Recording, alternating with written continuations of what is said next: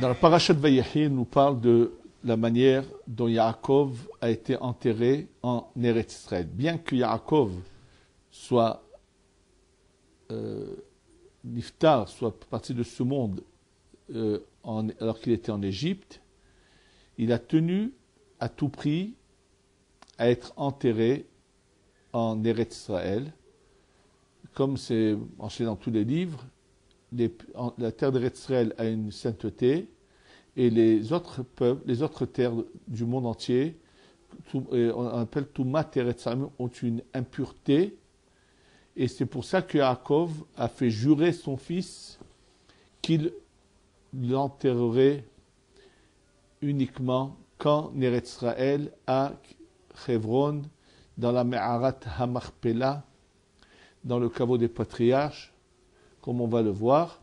Et naturellement, tout ce que la Torah va nous raconter, on va voir que c'est en fait une sorte de révélation pour notre époque. Alors, pour comprendre un peu ce qui s'est passé dans les détails, on va voir ensemble la Gemara dans Masechet Sota, Daf Yud Gimel, qui nous parle de cela. On nous parle du fait que c'est Yosef qui a eu le zéchout, le mérite, de s'occuper de l'enterrement de son père.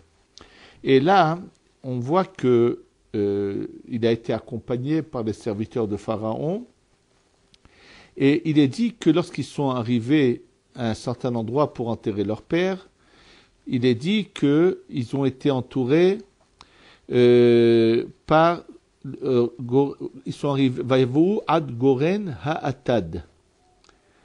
Alors, ils sont arrivés à un emplacement et apparemment c'est comme une sorte de cercle. C'est comme lorsqu'on veut protéger un champ, alors on fait pousser des ronces tout autour pour que personne puisse avoir accès. Et donc, la Gemara, bien sûr, se pose la question, et quel est le sens ici de dire qu'il y a eu comme quelque chose qui les a entourés. La Gemara nous dit, pour nous enseigner, qu'ils ont été entourés de couronnes. C'est-à-dire que comme le Yosef était vice-roi, avait une couronne sur la tête, sa couronne, il l'a retirée, il l'a mise sur le cercueil de son père. Et naturellement, comme c'était toute une délégation importante avec tous les princes égyptiens qui suivaient, se sont réunis là-bas. Et les descendants de Esav, de Ishmaël, ainsi que les enfants de Ketora. Ketora, qui étaient les enfants qu'a eu Abraham après la mort de Sarah avec Hagar quand il l'a reprise. Donc ils sont venus, et bien sûr, entre-temps, c'était des peuples avec des rois et ainsi de suite. Et ils sont venus en fait à l'origine pour se battre contre les enfants de Yaakov qui venaient là, et dès qu'ils ont vu la couronne de Yosef sur le cercueil de Yaakov, ils ont pris tous leur couronne et ils les ont mis sur le cercueil de Yaakov également. Combien avait-il de couronnes? La Gemara nous dit qu'il y en avait 36 qui sont venus sur le cercueil de Yaakov. C'est pas par hasard qu'il y avait 36 couronnes. On va le voir tout de suite. Quel est ce qui est caché à travers cela? Vayispedu sham misped gadol vekaved meot.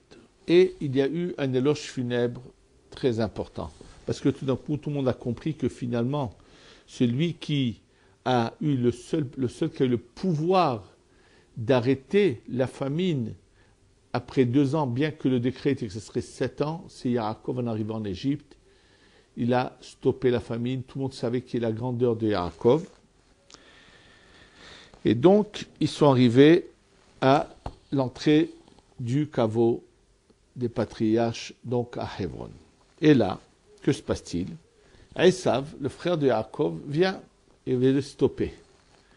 Il leur dit, écoutez bien, je sais qu'ici ne doivent être enterrés qu'au total, il y avait 4 couples Adam et Hava étaient déjà enterrés là-bas.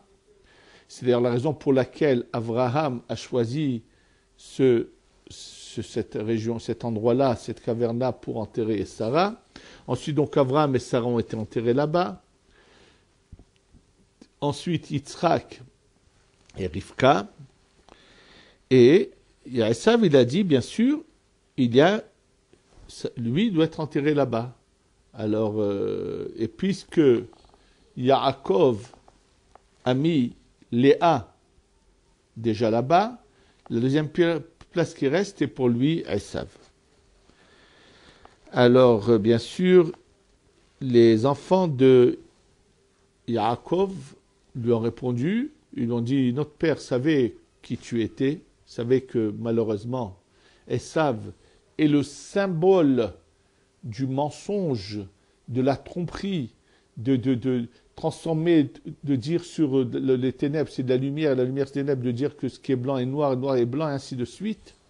Malheureusement, l'histoire continue, on va le voir tout de suite. Donc Yaakov, bien que c'était évident que Esav n'avait aucune part dans cet endroit-là, dans ce Dieu, mais malgré tout, Yaakov, qu'est-ce qu'il a fait? Il lui a donné toute la fortune qu'il avait accumulée chez Lavan, il lui a donné pour une raison simple. Il disait que dans l'argent qu'il avait gagné en dehors d'Eretz Israël, il n'y a pas de bracha. Donc il l'a déposé devant Esav, il lui a dit voilà, tu veux une part dans le caveau ou tu veux cet argent-là. Mais lui, qu'est-ce qu'il avait à faire du caveau des patriarches? Lui qui avait de toute façon, s'était écarté de ce chemin-là. Donc bien sûr qu'il préfère l'argent. Donc il prend l'argent, il lui dit voilà, tu as vendu. Alors regardez comment le mensonge peut continuer quand quelqu'un est fourbe et vraiment mauvais et foncièrement menteur. Il a dit mais moi je suis l'aîné, il a le droit à 2 parts, ce que j'ai vendu c'est une de mes 2 parts, c'est-à-dire les 2 places me reviennent. Mais la deuxième je ne l'ai pas vendue. Et puisque Yaakov a mis Léa là-bas, donc la deuxième place qui reste est à moi. C'est ce qu'il a voulu argumenter. Alors ils lui ont dit c'est pas vrai. Qu'on appelle ça? Notre père, même cela il a prévu et il t'a payé pour que tu n'aies pas du tout de place dans ce lieu. Il leur a dit mais moi je ne vous crois pas, prouvez-le. Ils lui ont dit bien sûr tout a été écrit. Alors montrez-moi l'acte. Eux qui n'avaient pas imaginé que Esav aurait un tel culot de vouloir venir revendiquer quelque chose qui ne lui revient pas, donc n'avaient pas pris avec eux cet acte. Alors ils ont décidé, qu'est-ce qu'on fait? Il y avait parmi eux Naphtali. Naphtali était quelqu'un qui avait une âme, dont la force de son âme était de pouvoir courir à une vitesse qu'on ne peut pas imaginer, qui n'est pas quelque chose qu'un humain normal peut faire. Donc ils ont décidé d'envoyer Naphtali jusqu'en Égypte et revenir avec l'acte pour se débarrasser de Esav. Maintenant, donc pendant qu'ils sont en train de parler, de décider de faire cela, il y a parmi les enfants les descendants de Yaakov qui sont venus pour l'enterrement, il y a également les petits-enfants. Parmi eux, il y a Hushim. Hushim, c'est le fils de Dan. Et Hushim a un problème, il a ses oreilles qui n'entendent pas bien. Il a un problème d'écoute. Alors Hushim voit qu'on est en train d'attendre, comme ça, la tombe, il essaie de comprendre, il leur demande, mais qu'est-ce qui se passe? Il parle, mais il n'entend pas bien. Alors on lui explique, on lui montre que Esav fait des problèmes. Et il leur a dit, on a envoyé en entendant Naphtali. Il a dit, quoi? Jusqu'à que Naphtali aille en Égypte et revienne, mon grand-père va être son corps comme ça, de manière déshonorable. Et qu'est-ce que fait Hushim? Il vient et il coupe la tête de Esav, qui tombe directement au fin fond de cette caverne. Le corps est bien sûr emmené ailleurs et on enterre immédiatement Yaakov. Bien sûr, la Gemara dit, donc c'était la prophétie qu'a vu Rivka, qu'en fait ils allaient mourir le même jour, ils ne sont pas morts le même jour, mais enterrés le même jour. c'est-à-dire en ce qui concerne Yaakov et Esav. Tous ces détails qui nous sont mentionnés ici dans la Gemara ont une importance. C'est pas par hasard que la tête de Esav est tombée dans un endroit et son corps ailleurs.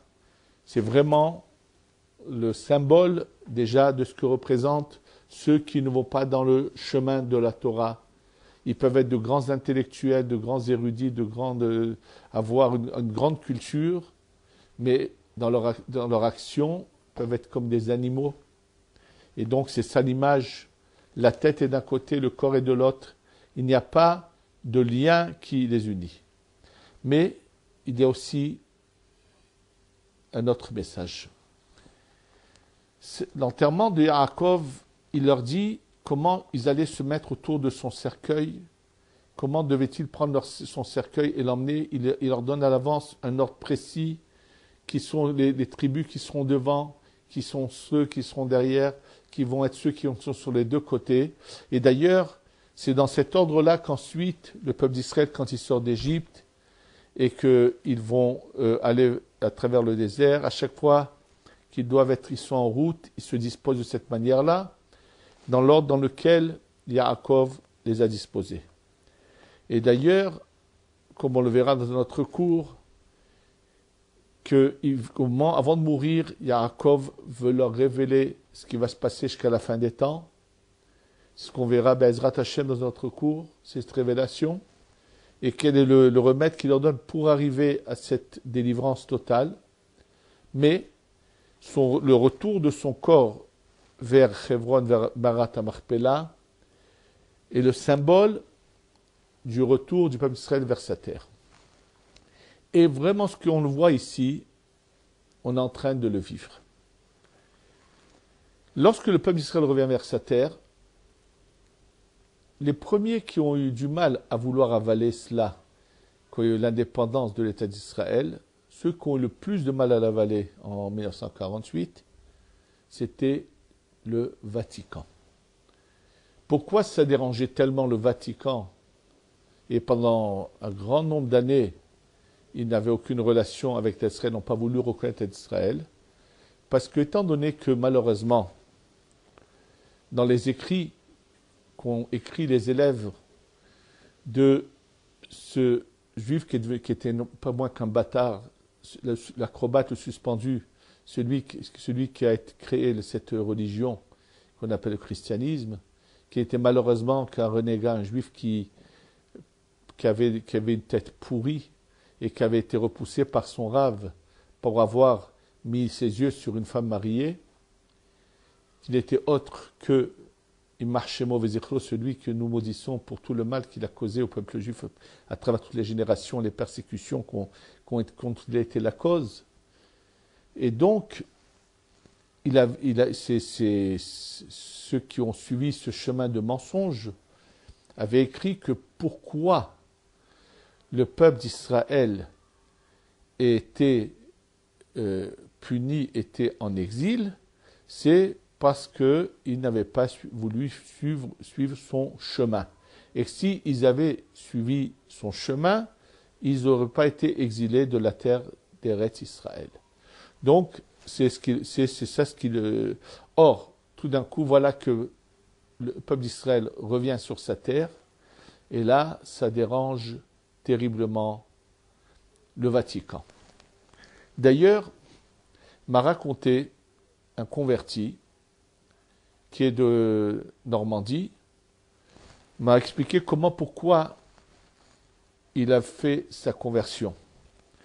Et il m'a raconté que lorsqu'il était jeune, ses parents l'envoyaient bien sûr tous les dimanches au catéchisme, et un dimanche, le curé de la paroisse où il a vécu leur a enseigné, vous savez pourquoi Hitler a tué 6 millions de juifs?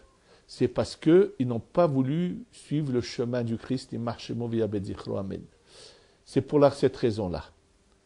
Donc, ce que n'ose pas aujourd'hui dire à haute voix la plupart des ecclésiastiques du Vatican, ou presque tous, Lui, il avait dit à ces enfants-là, que c'est cette personne elle-même qui m'a répété ses propos. Et naturellement, ça l'avait un peu ébranlé. Et comme il était très proche de sa grand-mère, qui, elle, avait changé de chemin, avait eu la chance de trouver des livres traduits en français d'origine juive, qui l'avaient éclairé, et elle n'avait pas du tout supporté elle essayait de convaincre son petit-fils de ne pas croire à tous les bobards que lui raconte le curé. Donc quand il avait entendu cette phrase-là, il n'en avait pas parlé à ses parents, qui eux étaient de bons catholiques, qu'il envoyait au catéchisme justement pour pas qu'ils suivent le chemin de sa grand-mère, mais il allait voir sa grand-mère quand même, il lui a raconté. Et il m'a dit, sa grand-mère lui a dit, sache que ce que t'a dit le curé, c'est des mensonges, et que tout simplement, si un si grave décret est arrivé au peuple d'Israël, c'est parce que malheureusement, il y a eu un mouvement en Europe centrale qui de l'émancipation qui a été lancé par Mendelssohn, entre autres, qui a fait que énormément de juifs se sont complètement écartés du chemin de Dieu, qui voulaient complètement s'assimiler, oublier qu'ils sont juifs, et c'est parce qu'ils se sont écartés du chemin de Dieu qu'ils ont subi cette terrible sanction. C'est ce que la grand-mère a dit à son petit-fils. Lui, plus tard, a fait des études d'anthropologie, et au fur et à mesure qu'il a essayé de comprendre les choses, il s'est rendu compte que effectivement le curé lui avait raconté que des bobards, des mensonges, des histoires d'hommes debout, et que c'était de la haine gratuite qui sortait de leur bouche. Donc c'est pour ça que je vous dis que ce n'est pas sans raison que les premiers qui se sont opposés pendant des années, parce qu'ils espéraient qu'un de ces jours, les Arabes auraient le dessus et il n'y aurait pas d'État d'Israël. Bon, les années sont passées, la réalité leur frappait aux yeux, le monde entier avait reconnu Israël, alors un des ecclésiastiques a trouvé un autre mensonge pour arranger les choses. Il a dit oui, ce qui est marqué dans le Nouveau Testament, c'est pas tout Eretz Israël, pas tout Israël, mais que la ville de Jérusalem. Or, jusqu'en 1967, malheureusement, la ville de Jérusalem, qui est celle qui est entre les murailles, était aux mains des Arabes. Alors, donc, ils ont accepté la reconnaissance. Mais voilà que, entre-temps, il y a eu cette guerre, et même la vieille ville de Jérusalem est tombée entre les mains du peuple d'Israël. Et là, ça les embête, ça les déstabilise, ça leur montre que leurs écrits sont des mensonges, de la haine gratuite. Donc ils sont embêtés. Et d'ailleurs, on assiste aujourd'hui que pas seulement le Vatican, le monde entier a une rage de voir que le peuple d'Israël veut s'installer dans tout Jérusalem. Actuellement, l'Europe, du marché commun sur les représentants de l'Europe, sont en train de dénigrer l'État d'Israël, le secrétaire général de l'ONU également, sans parler bien sûr de l'oncle Sam Samermem Obama et sa clique, pareil, qui sont en train d'avoir une rage de voir que le peuple d'Israël s'installe partout dans Jérusalem. C'est exactement ce qui se passe lorsque Yaakov vient être enterré à Hebron.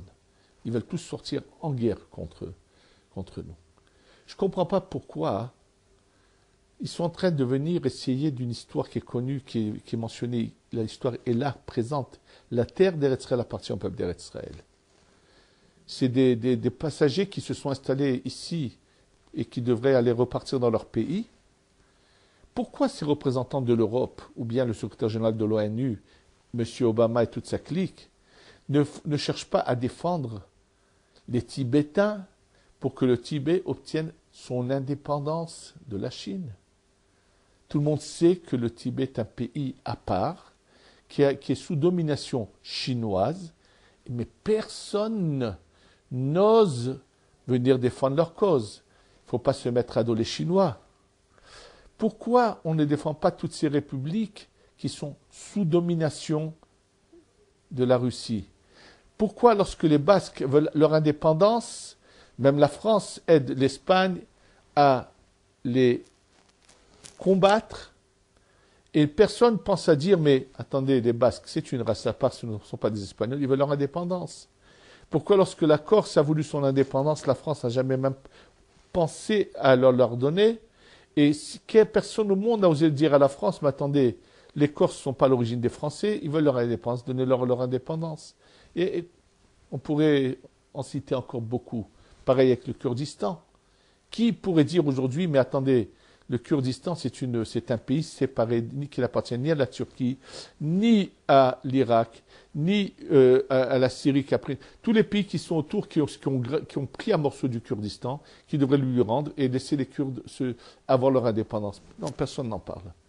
Parce que le monde entier sont des menteurs et sont des antisémites qui ont la haine du peuple juif. Et la seule chose qui les intéresse, c'est qu'il ne faut pas que le peuple d'Israël s'installe sur sa terre. Et là, on nous dit, attention, ils veulent arriver jusqu'au combat. Et Yosef, dont on nous parle ici, c'est une allusion au Mashiach ben Yosef, puisqu'on a deux Mashiach. Il y a Mashiach ben Yosef qui vient d'abord, qui va venir et qui va s'imposer par la force. La Gemara, bien sûr, ramène deux opinions. Est-ce que le Mashiach ben Yosef va mourir dans ce combat ou pas? Et en fait, ça va dépendre que de nous. Si nous allons prier et faire ce qu'il faut, alors il n'arrivera rien au Mashiach ben Yosef. Et finalement, ils vont devoir s'incliner. Et les 36 couronnes représentent l'Orient et l'Occident, qui, avec la tête qu'au-dessus d'eux, c'est les 70 nations, 35 et 35 plus leur tête, c'est les 36 qui viennent mettre leur couronne, qui vont devoir s'incliner et admettre que c'était le chemin qu'a suivi le peuple juif de la Torah et le bon chemin, le peuple juif et le peuple élu, celui qui a su vivre le but de la création de ce monde dans lequel nous vivons, ce ciel dans lequel nous vivons, pour lequel Dieu a voulu créer cet environnement dans lequel nous vivons, pour qu'il y ait des gens qui servent Dieu, le Dieu unique et authentique, que sert le peuple juif. Et c'est pour ça qu'il y a ce combat. Mais finalement, la tête de Esav est coupée. Ce mensonge va être prouvé. On va leur prouver que vraiment le mensonge est clair.